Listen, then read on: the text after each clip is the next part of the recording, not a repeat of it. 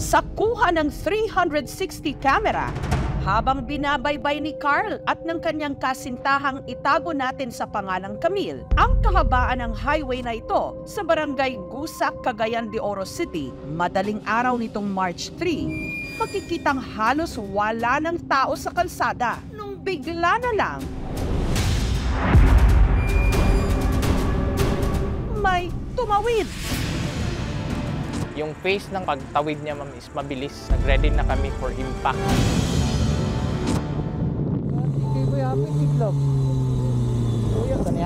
Pero sa halip na bumunggo, tila sumalpok lang daw sila sa hangin. So wala namang impact.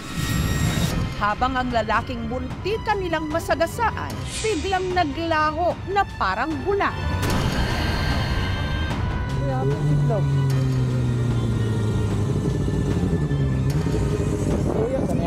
Tinanong ko GF ko, nabangga ba siya?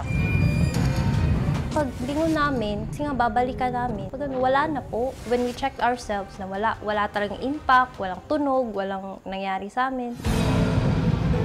Ano o sino ang kanilang nakainkwentro?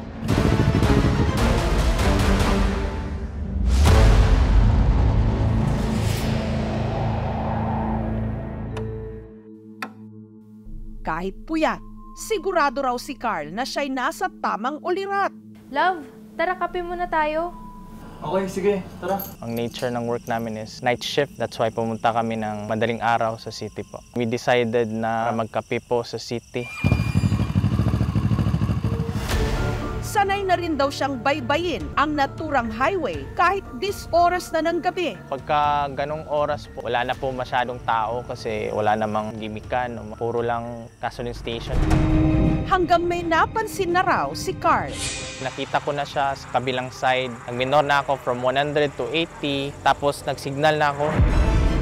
Habang tumatawid siya, hindi siya nakatingin sa tinatawiran niya. Pag abot niya sa gitna ng daan, nag-stop siya.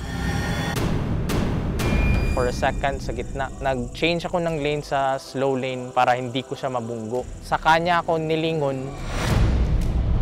At ang lalo pa raw nagpahilakpot sa kanya. Wala siyang mukha, ma'am. Blurry lang siya. Hindi siya tumakbo para tumawid. Tumakbo siya papunta sa akin para banggain talaga kami. Nag-ready na kami for impact. Straight lang ako. Kaysa naman lumiko ako, may truck doon, nakatambay. Pagkabangga niya, pagtingin ko, nawala na. Yung action ng tao, parang magpapakamatay siya. Baka problemado lang yung tao. Nung una, inakala pa raw ni na Carl na may nangmomodo sa kanila. Yung nag-a-acting na magpapabangga, maghihiga lang bigla. Tapos hihingi ng pang-hospital. Since wala namang bangga or impact, or we decided to let go and offer prayers para po sa taong yun. Baka malalim yung problema. Sigurado ba? Wala ka nakita o naramdaman sa likod? Wala. Siguro tignan lang natin sa video. Isa mo.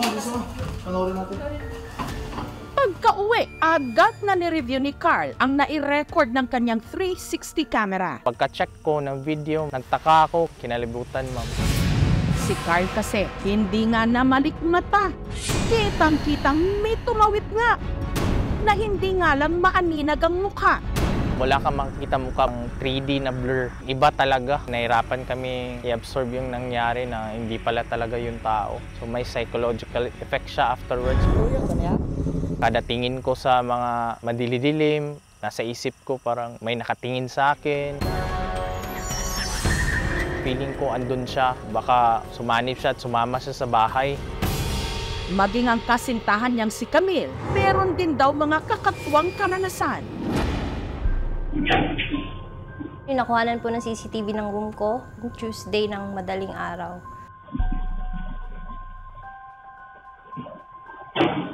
May nagwawala po sa laundry room namin which is locked. May 3 po akong pusa. Nagising kami bigla, tapos yung pusa ko is nanginginig na sa galit, tapos pinuntahan nila. Nasa tabi ko yung 2, yung isa nasa sahig. Wala pong ibang nag-aano dun sa laundry room kasi nakasarado po yung... Simula nang nangyari yung experience na yun, naniniwala na talaga ako. Nag-i-exist sila dito sa mundo. Pinuntahan ng aming team ang Barangay Gusa kung saan nangyari ang insidente. May mga CCTV sa lugar pero wala raw nakatutok sa mismong kalsada kung saan nangyari ang insidente. Gayunman, ayon sa pulis. Noong March 3, 2024, nung madaling araw, wala naman po kaming natanggap na report regarding doon sa nakita doon sa kamera. Bihira lang naman yan yung mga hit and run. Kung meron man, natitrace din naman namin. Nagtanong-tanong din ang aming team sa lugar na yun. Ilang metro lang ang layo mula sa highway. Noon pa man daw, may mga aksidente nang naitala sa lugar. May nagpakamatay din dyan, saka maraming na-disflash. Maski hindi pa nag-viral, ma'am, talaga may nagpaparamdam na talaga. Nadagdagan nung nakikita sa dashcam na talagang mas nakakatakot na. Hindi talaga tao yun, espiritu talaga yun. Maraming nagkarerera ng mga motor at sasakyan. Maraming na-aksidente at na-disgrasya dito. Sa kanilang pag-iikot, may napagtanungan silang trabahador sa isang hardware na di umano kilala raw ang lalaking nakainkwentro ni na Carl. Kilala niyo, ma'am? Opo. Kilala ko to. Kasi matagal na namin yan kasama na sa bodega. Ang lalaking nabundol nila, malaki raw ang pagkakahawig sa dati nilang kasamahan na si Ikoy. Sigurado akong siya yun. Pati yung jacket niya, pati yung lower niya, siya yun. 100% siya nga. Ang galaw niya kasi arong-klaro siya nga. Tinunto ng aming team ang pamilya ni Ikoy hanggang meron silang ipinagtapat. Mula nung August, 7 months na talaga. Kinamatay niya ay... Sino si Ikoy? Hanggang ngayon hindi ka pa rin siya tanggap na nawala na siya. Multo nga ba nito ang halos na bundol ng motor? Sa tingin nyo, si Ikoy din talaga yung nasa video?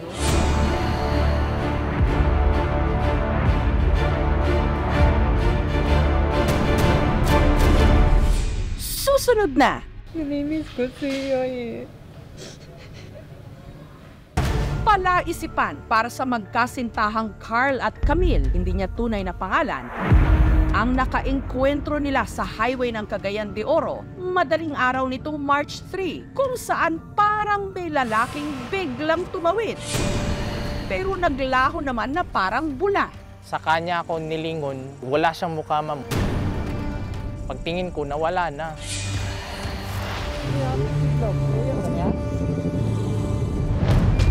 Sa pag-iikot ng aming team sa lugar, may napagtanungan silang kakilala raw ang nakunan sa video. Ang dati nilang katrabahong si Ikoy. Sigurado akong siya yun. Pati yung jacket niya, pati yung mobs niya, ganun. 100% siya nga. Ang galaw niya kasi arong-klaro siya nga. Pero si Ikoy, mahigit 7 buwan na raw patay matapos itong atakihin sa puso. Sobrang mabait niya, tapos hindi kami nag-aaway noon. Nung nabubuhay pa raw ito, madalas daw talagang tumawid ito ng kalsada kung saan nakainkwentro ni na Carl ang misteryosong lalaki papasok sa hardware. Sa kabila yung trabaho niya, tagtawid talaga siya doon araw-araw. Pero kumbinsido kaya silang si Ikoy nga ang muntika ng mabundol ni na Carl? Kinabahan ako kasi parang di pa ko handa ba na makita na ganun, na bumalik siya ganun. Kung totoong bumalik siya, di ko alam bakit. Bakit doon sa Sikeli pumunta, di ko alam. Namimiss ko lang talaga siya. Nalala ko pa rin siya eh. Kaya nga, hanggang ngayon hindi ka pa rin siya tanggap na nawala na siya. Namimiss ko siya eh.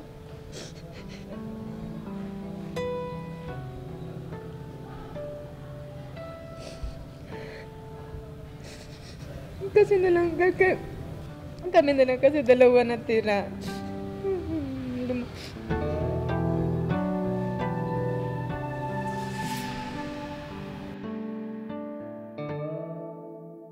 Sa tingin nyo, si Ikoy din talaga yung nasa video?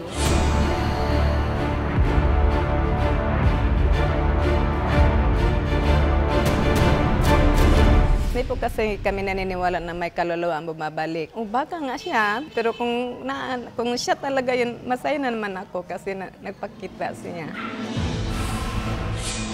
Ipinasuri namin sa video expert ang makapanindig balahibong puha. Very dark yung footage, underexposed. Yan, nagkakaroon ng motion blur, shutter speed masyadong mabagal. Nahihirapan yung camera na i-stitch yung harapan at saka likod ng footage dahil nga ang 360 camera, multiple lenses yan. In some cases, yung mga apps na ginagamit ng mga video editors natin, kayang-kaya na nilang gawin ngayon yan. Hindi siya tumagos na go. It's a glitch. Tao talaga yan na tumawid. Para sa ako, tao ra to nga nitabok. Who knows pod nga basin manipulated pod or gi-edit ang kanang video, murag dili kay kun wa kay ko na convince sa video gyud. Opinion nila yon, hindi ko control yon kung ano masasabi ng tao. Hindi ako marunong mag-edit. Kinuha ko lang yon sa 360 camera ko. Kapag sa mga motor at sa mga passengers na mga vehicle, speed limit lang talaga ay 30 kilometers per hour. Sa ating mga motorista talagang pinapaalala natin, mag-iingat tayo sa pagdadrive at alalahanin natin na yung ibang motorist, road users ay hindi natin masasaktan. Doon naman sa mga pedestrian, tatawid doon sa pedestrian lane natin. Ang basihan po diyan ay nasa aklat ng Biblia po ng Hebreo 9:27. Ang simbahan hindi po nagtuturo na mayroong mga kaluluwang ligaw. They will go to heaven, hell, or purgatory. It's demons or fallen angels. Ang tanong po ng iba, sino yun? The same clothes, the same movement, the same actuations. Ang sagot ng simbahan, be careful kasi po ang demonyo ay tinatawag natin yung father of all lies, father of all deception. Do not believe immediately na yun po ay mga kaluluwa. Remember that God is more powerful than any entity. Ginoong Jesus. Samantala, sa hiling na rin ng mga residente, lumapit ang aming team sa Archdiocese of Cagayan de Oro City para pabasbasan ang pinangyarihan ng insidente. I command you depart without doing harm to all the people passing this road. Ipinabless na rin ni Carl ang kanyang motor at bahay. Ngayon na nabasbasan na po yung motor at bahay namin, confident na po ako, may relief na. Hiniling ko po sa prayers ko, hindi na kami gambalain. Bigyan ako ng Diyos na panatag na loob. Sa mga bumabiyahe ng gabi, mag-ingat, lalo na sa mga madidilim na bahagi ng kalsada para hindi tayo madisgrasya sa isang kisap mata. Thank you so much mga kapuso. Kung nagustuhan niyo po ang videong ito, subscribe na sa GMA Public Affairs YouTube channel. Don't forget to hit the bell button for our latest updates.